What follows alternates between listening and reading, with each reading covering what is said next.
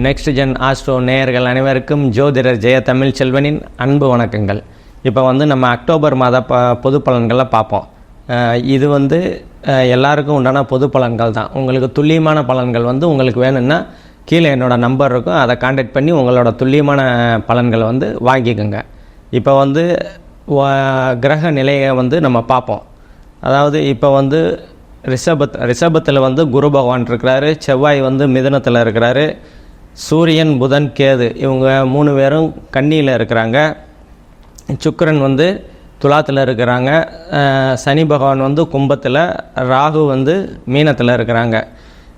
இவர் சூரியன் 17ஆம் தேதி அக்டோபர் 17ஆம் தேதி வரைக்கும் கன்னியில் இருப்பார். அதுக்கப்புறம் 17ஆம் தேதிக்கு மேலே துலாமில் நீச்சமடைவார் சூரியன். சரியா? அதை தான் அந்த சூரியன் நீச்சமடைகிற காலத்தை தான் நம்ம ஐப்பசி தீபாவளி அப்படின்னு நம்ம கொண்டாடுறோம்.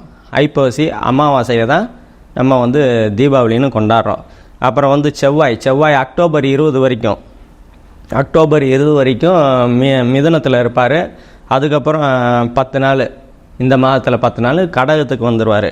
அதுக்கப்புறம் புதன் அக்டோபர் 10 நாள், அக்டோபர் 10ஆம் தேதி வரைக்கும் கன்னியில் இருப்பார். அதுக்கப்புறம் 11ஆம் தேதிக்கு மேலே துலாமுக்கு வந்துடுவார். சரியா? சுக்கிரன் அக்டோபர் 13ஆம் தேதி வரைக்கும் துலாமில் இருப்பார். அதுக்கப்புறம் விருச்சகத்துக்கு மாறிடுவார். தனுசு ராசி நேயர்கள் அனைவருக்கும் ஜோதிடர் ஜெய தமிழ் செல்வனின் அன்பு வணக்கங்கள். உங்கள் ராசிநாதன் உங்கள் ராசிக்கு 6ஆம் இடத்துல இருக்கிறாரு. 6ஆம் இடத்துல சுக்கிரனோட வீட்டில் தான் இருக்கிறாரு. சுக்கிரனோட வீட்டில் இருக்கிறதுனால உங்களுடைய அந்தஸ்து, கௌரவம், மதிப்பு, மரியாதை எல்லாமே நல்லாவே இருக்கும். அதே மாதிரி உங்களோட 2ஆம் இடத்தை பார்க்குறாரு குரு பகவான். உங்களோட 2ஆம் இடத்தை பார்க்குறதுனால தன வரவுகள்லாம் நல்லாவே இருக்கும். குடும்பத்தில் ஒற்றுமைகள்லாம் பிரச்சனைகளாக இருந்துட்டு இருந்ததெல்லாம் இப்போ சரியாகக்கூடிய அற்புதமான காலகட்டங்கள் தான் உங்களுக்கு. இது கொடுத்த வாக்கை நிறைவேற்றுவீங்க இந்த காலகட்டத்தில். அதே மாதிரி உங்களோட 3ஆம் இடத்துல சனி பகவான் இருக்கிறதுனால இளைய சகோதரர்களால் கொஞ்சம் மனக்கசப்புகள்லாம் ஏற்படும். நீங்கள் விட்டு கொடுத்து போகிறது ரொம்ப நல்லது. அதே மாதிரி உங்கள் 4ஆம் இடத்துல ராகு பகவான் இருக்கிறாரு. ராகு இயல்பாக இருக்கிறாரு. அதாவது சனி செவ்வாய் பார்வையை வாங்காமல் குருவோட வீட்டில் இருக்கிறாரு. அதனால் 4ஆம் இடத்துல அந்தளவுக்கு அசுப பலன்கள் நடந்துடாது. தாயால் அனுகூலங்கள், ஆதாயங்கள்லாம் நல்லாவே இருக்கும். வீடு வாங்கணும்னா இந்த காலகட்டத்தில் கண்டிப்பாக வாங்கக்கூடிய அற்புதமான சூழல்கள் தான் இருக்குது.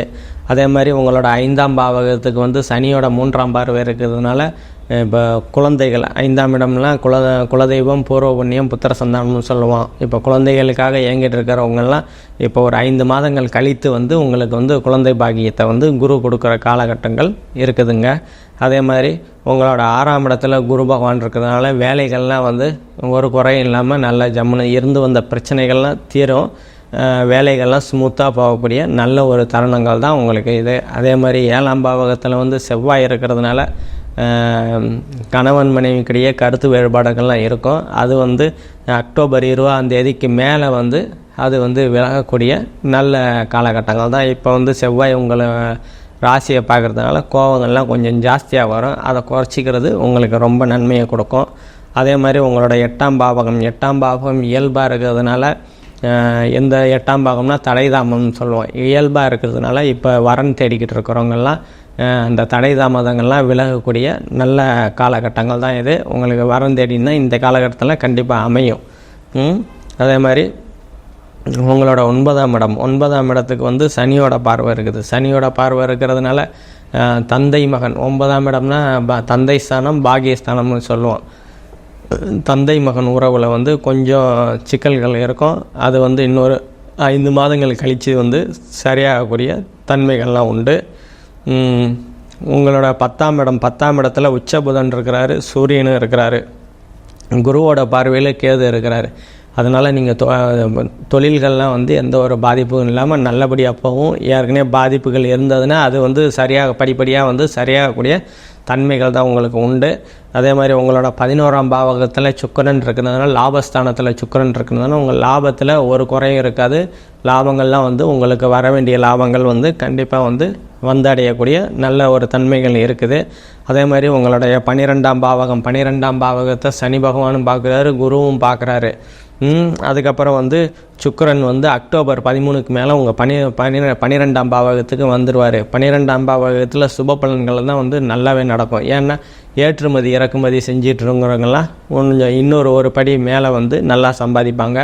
அதே மாதிரி வெளிநாடு போகணும் அப்படின்னு நினச்சிட்டு இருந்த இளைய தலைமுறைகள்லாம் கண்டிப்பாக வந்து ஃபாரின் சான்சன்ஸ் வந்து இந்த தடவை வந்து அதை கரெக்டான அக்டோபர் 13க்கு மேலே வந்து கண்டிப்பாக வந்து போய் வரக்கூடிய அற்புதமான காலகட்டங்களாக உங்களுக்கு அமையும்.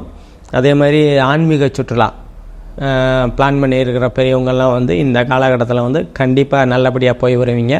நம்ம இப்போ சொன்னது எல்லாமே பொது பலன்கள் தான். துல்லியமான பலன்கள் வேணுன்னா என்னை நம்பரை கான்டாக்ட் பண்ணுங்கள். நன்றி.